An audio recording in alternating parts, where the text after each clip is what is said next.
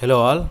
So நம்ம பார்த்தீங்கன்னா engineering மெக்கானிக்ஸான important கொஷின்ஸ்லாம் பார்த்துட்டு வரோம். ஓகேங்களா? ஸோ ஆல்ரெடி பார்த்தீங்கன்னா ஒரு வீடியோ கொடுத்துருக்கேன் இதில் யூனிட் 1ல்.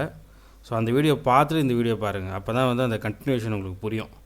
ஸோ டேரெக்டாக இந்த வீடியோ பார்த்தீங்கன்னா கொஞ்சம் இதுவும் புரியும், பட் அதை பார்த்துட்டு பார்த்தா இன்னும் நல்லா புரியும். ஓகேங்களா? ஸோ அந்த ஃபஸ்ட் வீடியோ பார்த்துட்டு இந்த வீடியோ பாருங்கள். அந்த லிங்க்லாம் டிஸ்கிரிப்ஷனில் கொடுக்குறேன். அதே மாதிரி இன்ஜினியரிங் மெக்கானிக்ஸான இம்பார்ட்டன்ட் கொஷின்ஸ் 5 யூனிட்டுக்கும் ஆல்ரெடி கொடுத்துட்டேன். அந்த வீடியோ நம்ம சேனலில் இருக்குது. அதோட லிங்க்கும் கொடுக்குறேன், அதையும் பாருங்கள். பார்த்துட்டு நல்லா படிங்க, நல்லா படித்து எக்ஸாம் அட்டன் பண்ணுங்கள். ஓகேவா? So okay. ஸோ யூனிட் 1ல் இந்த மாடல், அடுத்து இன்னொரு மாடல் இருக்குது. இந்த மாடல் சும்மா பார்த்துருங்க. ஸோ நம்ம போடுற மாடல்லே நமக்கு வந்து எக்ஸாமில் வந்து கொஷின்ஸ் வந்து நிறைய பாசிபிலிட்டிஸ் இருக்குது. ஓகேவா? ஸோ இதில் பார்த்தீங்கன்னா determine the magnitude and direction of the resultant force அப்படின்னு கேட்டிருக்காங்க. ஓகேவா? ஸோ ஆல்ரெடி போட்ட அதே சேம் மாடல் தான். அப்போ என்ன டிஃப்ரெண்ட் அப்படின்னு பார்த்தீங்கன்னா, பாருங்கள், கொஷின் மாதிரி கொடுத்துருக்காங்களா?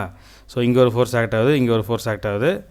ஸோ இது பார்த்தீங்கன்னா இங்கே ஒரு ஃபோர்ஸ் ஆக்ட் ஆகுது. ஸோ இதுவுமே நம்ம போட்ட சம்மில் பார்த்தீங்கன்னா எல்லாமே இன்க்ளைன்ட் ஃபோர்ஸ் மட்டும்தான் போட்டிருப்போம். இதில் பார்த்தீங்கன்னா பாருங்கள், ஹரிசாண்டலில் ஒரு ஃபோர்ஸ் ஆக்ட் ஆகுது. இந்த மாதிரி ஹரிசாண்டலாகவோ இல்லை வெர்டிகலாகவோ ஸ்ட்ரைட்டாக ஃபோர்ஸ் கொடுத்தா அதை நாம் ரிசால்வ் பண்ண முடியாது. ஓகேவா? ஸோ இன்க்ளைன்டு ஃபோர்ஸாக இருந்தால் மட்டும்தான் அதை வந்து ஹரிசாண்டலாகவும் வெர்டிகலாகவும் ரிசால்வ் பண்ணுவோம். ஓகேவா?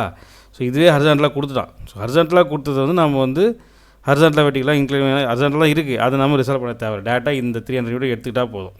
ஓகேவா? அது வெர்டிகலாக கொடுத்தாலும் அதே தான், எது ரிசால்வ் பண்ண தேவையில்ல. ஸோ இன்க்ளைன் மட்டும் ரிசால்வ் பண்ணுவோம். இது ஒரு பாயிண்ட்டு. அடுத்து பாருங்கள், இதோடைய ஆங்கிள் எவ்வளோ 30 டிகிரி கொடுத்துட்டாங்க. ஓகே, இது வந்து ஓகே, கிளியராக இருக்குது.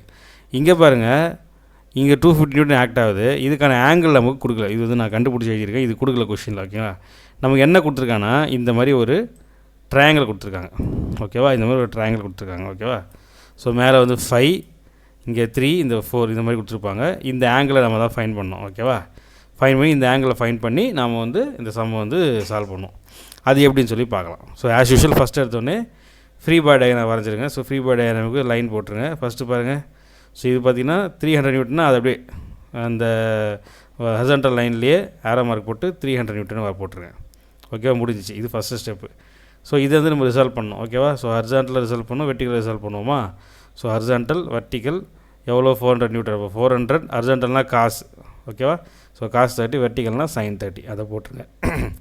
அடுத்து இந்த பக்கம் பார்த்தீங்கன்னா, ஸோ இது நம்ம ரிசால்வ் பண்ணலாம். ஆனால் ரிசால்வ் பண்ணுறது நமக்கு என்ன இருக்குது, 250 நமக்கு தெரியும். ஆனால் காசு போட்டு சைன் போட்டு என்ன ஆங்கிள் போடணும் அப்படின்னு நமக்கு தெரியல.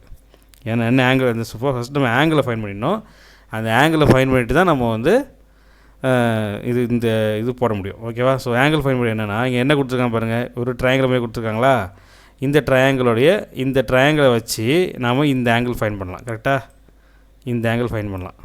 ஸோ இந்த ஆங்கிள் ஃபைன் பண்ணால் இந்த ஆங்கிளும் சேம் தான். புரியுதில்ல? ஸோ இந்த ட்ரையாங்கிளை வச்சு நம்ம இந்த ஆங்கிள் ஃபைன் பண்ண போகிறோம். ஸோ இந்த ஆங்கிளும் சேம் தான். ஓகேவா? ஸோ என்னத்துக்கு பாருங்கள், ட்ரையாங்கிள் அப்படியே தனியாக வரைகிறேன்.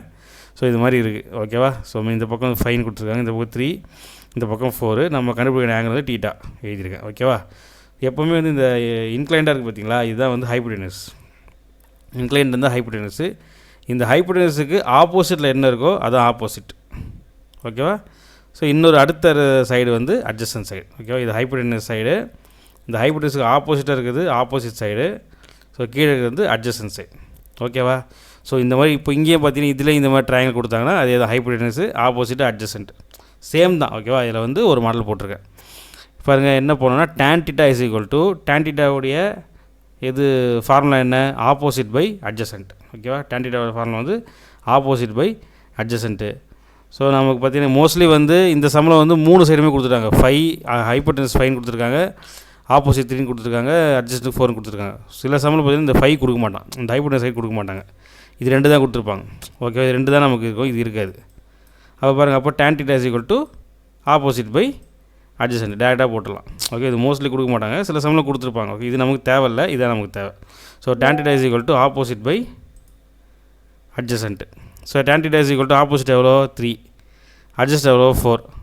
அப்போது θ = tan இந்த பக்கம் போச்சுன்னா tan இன்வர்ஸ் ஆஃப் 3/4. இது அப்படியே கேல்குலேட்டர் போட்டோன்னா θ = 36.86 டிகிரி. ஓகே, இதை தான் நான் இங்கே எழுதியிருக்கேன்.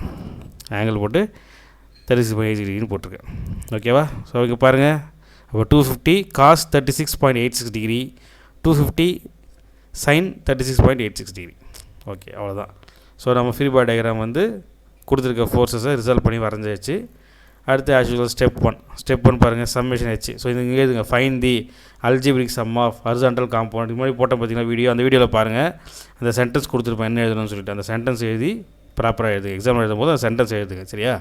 Okay, summation H is equal to, so என்னெல்லாம் இருக்குது, ஸோ இந்த பக்கம் ரைட்டில் தான் போகுது, இது ஒரு ப்ளஸ்ஸு, இந்த பக்கம் ரைட்டில் போகுது ப்ளஸ்ஸு, இது லெஃப்ட்டில் போகுது மைனஸ். அப்போ 250 தான் மைனஸில் வருது.